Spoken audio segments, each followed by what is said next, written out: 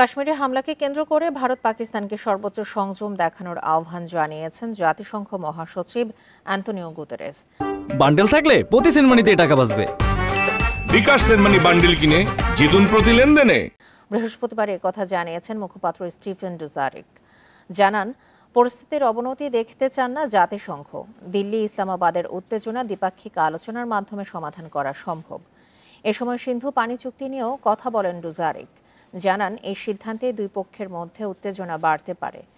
রুব্রিকের অধীনে চলে যায় এমন সিদ্ধান্ত নেওয়াই ভালো বলে মত তার।